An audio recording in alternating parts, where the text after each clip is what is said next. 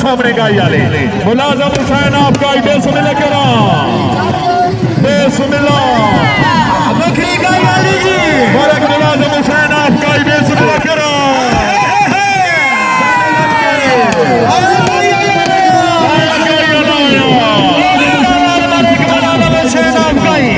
मुलाजम Hussain rice आजम आपका मुबारक।